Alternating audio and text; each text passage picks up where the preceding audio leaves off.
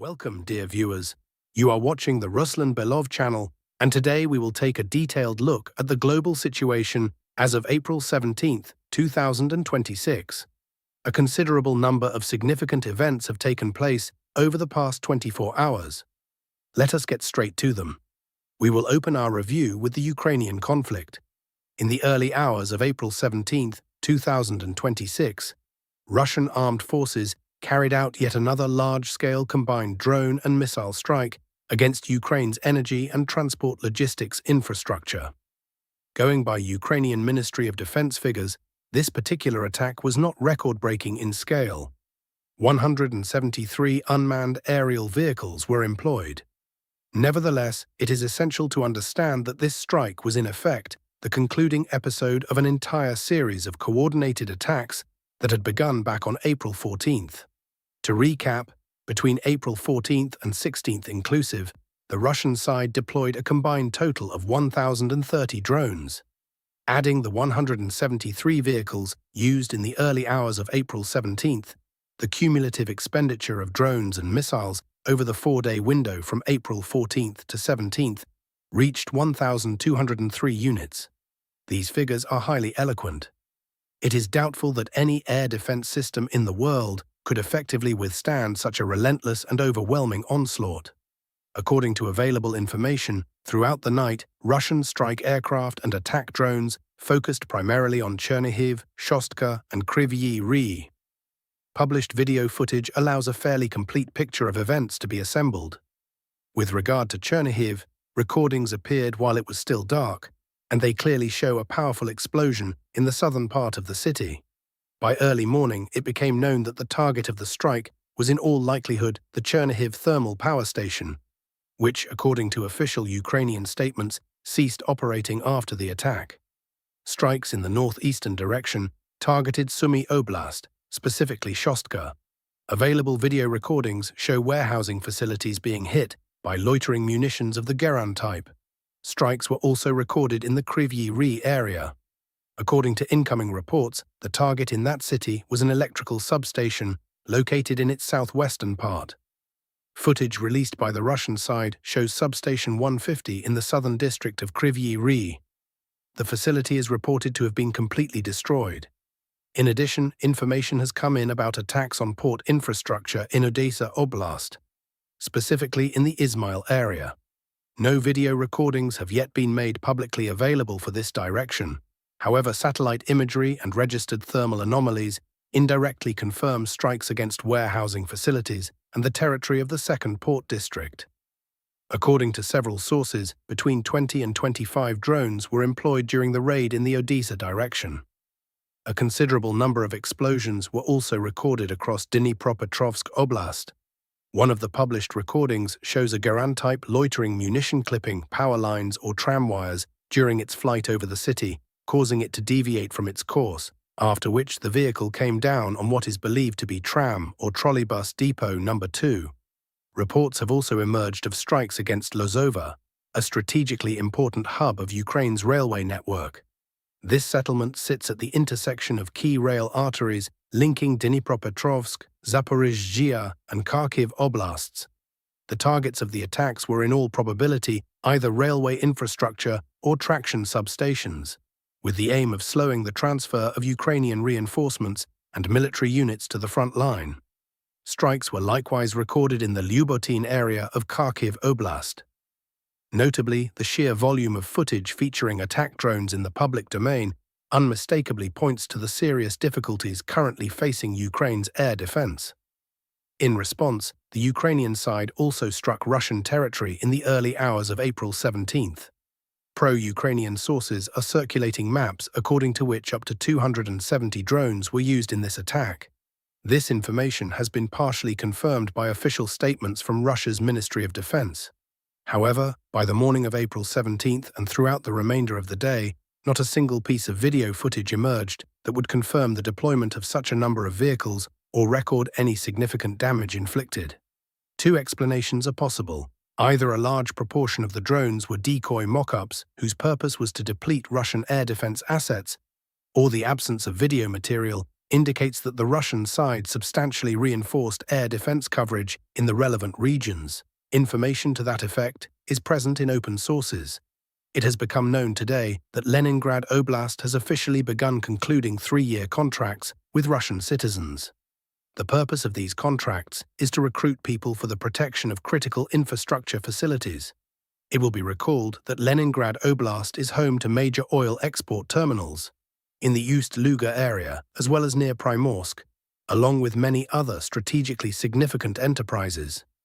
It is for this reason that the region is paying particularly close attention to this matter.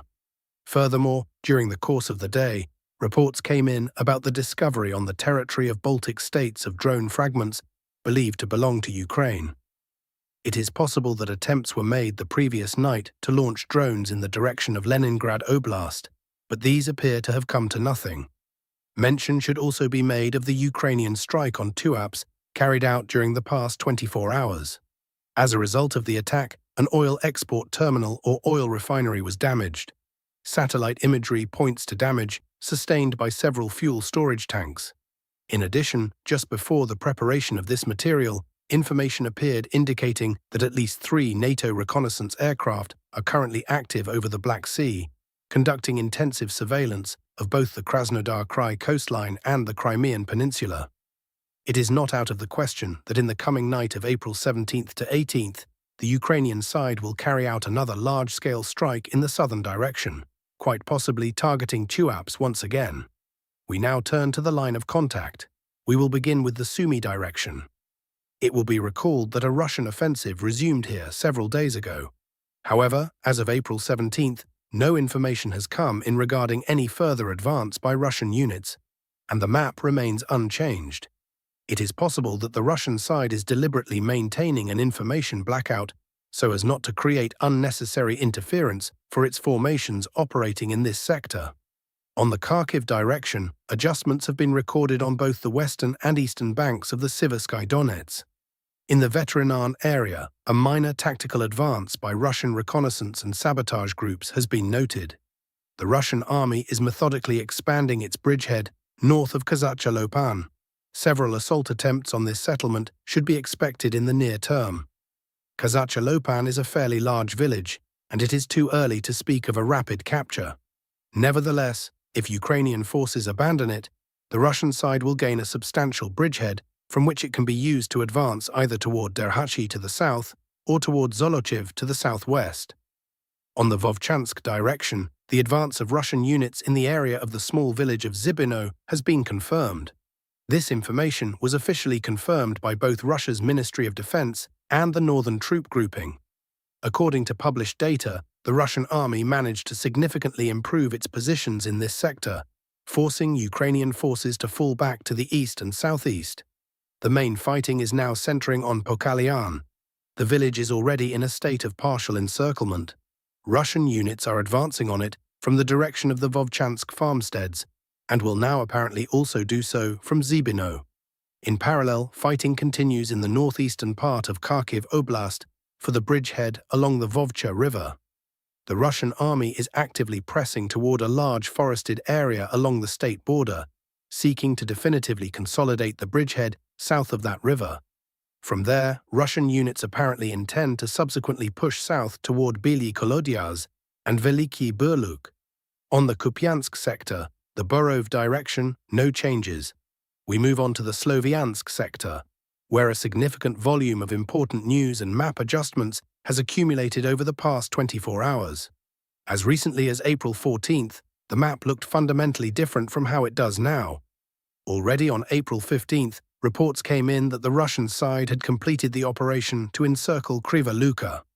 At that point, Ukrainian units around Oterny were mounting active counterattacks with the aim of maintaining a corridor for evacuating the garrison from Kriva Luka across the Siversky Donets toward Piskunivka.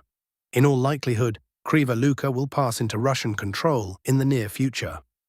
On April 16th, information emerged about the elimination of a large salient between Nikiforivka and Reznikivka.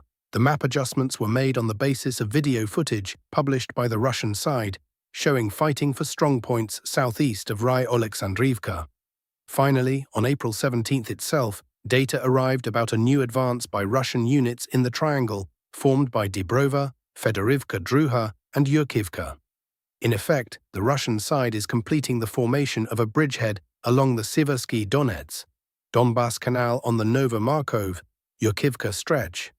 Ukrainian units are being gradually squeezed in the direction of Ry-Oleksandrivka and Mykolaiivka, and in the near term the fighting for these two settlements, as well as for the extensive forested area in the center of this district, threatens to intensify considerably. On the Kostiantynivka sector, minor adjustments are being recorded essentially along the city boundary. On the southern outskirts, the map has changed noticeably over the past several days. The grey zone and infiltration zone have been removed. Previously, the Ukrainian side had counterattacked toward Berezovsk, presumably with the aim of unblocking certain Ukrainian formations on specific parts of that settlement. Following what appears to have been a successful relief operation, Russian units resumed their advance from Berezovsk toward the southern outskirts of Kostiantynivka. Reports are also coming in from the eastern part of the city. Here, map corrections are being made on the basis of Ukrainian published video recordings showing strikes against buildings along Sechkina Street. This confirms that the Russian army is gradually advancing from the Kostiantynivka Dacha district both along the city boundary and closer to the central part of the city. That said, despite the daily minor corrections, the pace of advance within Kostiantynivka itself remains slow. On the Dobropilya sector, video recordings have been published from the Toretsk area showing air-dropped bomb strikes against Ukrainian forward positions, including in the northern part of the settlement. It is difficult to say definitively whether the map requires adjustment. It is possible that the Ukrainian side conducted several raid operations without serious offensive intent, perhaps with the aim of expanding the grey zone in this sector. On the Dnipropetrovsk direction, recordings have been published from areas north of Udakny and north of the Pokrovska mine, showing the movement of Russian units through this facility. The Ukrainian side is attempting to hit these same movements with FPV drone strikes. On the Zaporizhzhia sector, the Russian side is actively counterattacking toward Velika Mikhailivka and Stepov. Furthermore, as was discussed in previous briefings, Russian units have managed to force the Vovcha River in this sector, and a bridgehead is now forming on the Ukrainian bank. In the near term, Russian forces will likely attempt to gain a foothold in Lizna and the eastern approaches to Velika Mikhailivka, as well as push toward Havrilivka. In parallel, active counterattacks are being conducted in the Kalinivske, Stepov and Berezov areas, the same territories that during the February-March Ukrainian counteroffensive were designated as grey zones or infiltration zones in favor of Ukraine. Today, however, it is clear that the Russian side is systematically recovering control over all positions lost during the course of that counteroffensive. The next step will apparently involve an advance northward towards Sosnivka and Ristopil, with the aim of encircling Velika Mikhailivka from the south, east, and northeast. If Ukrainian forces lose Havrilivka and Velika Mikhailivka, the Russian army will break into open operational space and will be in a position to develop its offensive both in the direction of Dnipropetrovsk Oblast and toward the city of Zaporizhzhia. We turn now to the western Zaporizhzhia direction, where the Ukrainian side is reportedly continuing its counter-offensive from the Kamyshevaka area towards Stepnohirsk. The information coming in about these engagements is highly contradictory. Some sources claim that fighting is already taking place within Stepnohirsk itself, which could indicate an advance by Ukrainian units. Others report that the Ukrainian counter-offensive in the western Zaporizhzhia direction has failed, and that Ukrainian units are gradually withdrawing back toward Kamyshevaka. Despite the divergence in assessments, both sides agree on one point. Fighting for Stepnohirsk and Kamensky is indeed taking place. More detailed information can be expected in the near future. It is notable that the Ukrainian side resumed its counter-offensive at precisely the moment when Russian units became more active in the direction of Velika Mikhailivka. Or perhaps the reverse is true.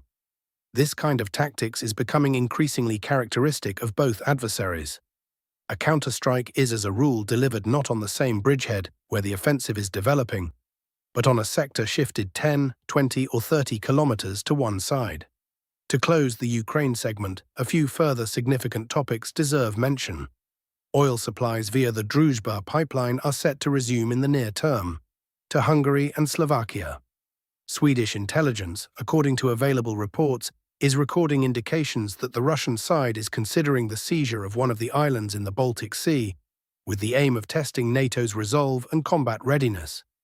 Finally, a launch of the Angara carrier rocket was carried out in the interests of Russia's Ministry of Defense, during which several new satellites of the Bureau 1440 system, Russia's analogue of the American Starlink system, were apparently placed into orbit. It is notable that a parallel increase is being observed in the number of drone strikes and in the volume of video material documenting their use in real time. It is possible that the first satellites of this constellation have already begun to alter the information and communications environment of the conflict, improving the quality of connectivity and coordination of Russian ground units. We now turn to the Middle Eastern theater. Today, according to incoming reports, a negotiating process between Lebanon and Israel has begun on the question of a possible ceasefire. It will be recalled that from approximately February 28th, Israel had been conducting, in parallel with the American Operation Epic Fury, its own operation to establish a buffer zone in southern Lebanon. After more than 40 days of combat operations, the parties have nonetheless entered into talks. However, it is critically important to emphasize the negotiations are being conducted between Lebanon's official authorities and Israeli Prime Minister Benjamin Netanyahu. That is, without the direct participation of Hezbollah itself. This circumstance may significantly complicate the achievement of durable agreements. By the time talks began, Israel had managed to establish a buffer zone covering approximately 15% of the originally planned territory. The initial aim was to advance to the Litani River and create a security zone along its entire course. But in practice, this plan was realized only to a very limited degree. Moreover, several sources indicate that certain settlements formerly designated as being under Israeli control still retain isolated pockets of resistance. According to the formulations currently circulating in the media, the ceasefire being prepared will be primarily unilateral in character. Israel retains the right to conduct independent strikes against Hezbollah formations in southern Lebanon, and possibly beyond. In other words, what is being proposed is in essence a ceasefire of a largely nominal character. At the same time, when analyzing this operation, one cannot fail to note one fundamentally important trend. If we compare the initial and current stages of the Israeli buffer operation in southern Lebanon, then despite only around 40 days having passed, we are effectively looking at two different conflicts. The key distinction is the following. The Israeli army continues to employ the same tactics that were used in all previous regional conflicts involving its forces, whereas the Lebanese resistance, and presumably Hezbollah, is dramatically scaling up its use of FPV drones. Over the past 24 hours, around a dozen video recordings have been published showing Israeli military equipment being struck by FPV drones deployed by formations resisting the Israeli Defense Forces. A number of analysts suggest that it may be precisely this factor, the massive and growing use of FPV drones, that has become one of the drivers pushing the Israeli side toward negotiations, since this turn of events apparently diverged from the original plan for the operation. It is difficult to judge at this stage, but we have before us a very instructive large-scale example of how the widespread use of FPV drones can fundamentally transform the entire course of a conflict. It is possible that we are now witnessing a similar transformation on the Lebanese-Israeli front. As for the naval blockade, the situation remains ambiguous. On one hand, the blockade continues formally to be in effect. On the other, an increasing volume of reports is coming in, indicating that individual vessels and oil tankers are nonetheless managing to get through. Two demarcation lines have been marked on the updated map. The red line denotes the American blockade zone. This was the line outlined by Pete Hegseth, the U.S. commander in the region, during his address the previous day. According to this line, no vessel connected with Iranian ports has the right to cross it. The white or grey line corresponds to the Iranian blockade in the Strait of Hormuz area. All vessels are required to pass through the narrow channel between the islands of Keshem, Larak, and Hormuz. In addition, reports are coming in of a possible deal drawing closer between the United States and Iran. the principal sticking point remains the question of a certain quantity of enriched uranium that the American side is seeking to obtain, presumably in exchange for the unfreezing of Iranian assets or other concessions. Thank you for watching. Subscribe to the channel, leave your likes, and all the best to you.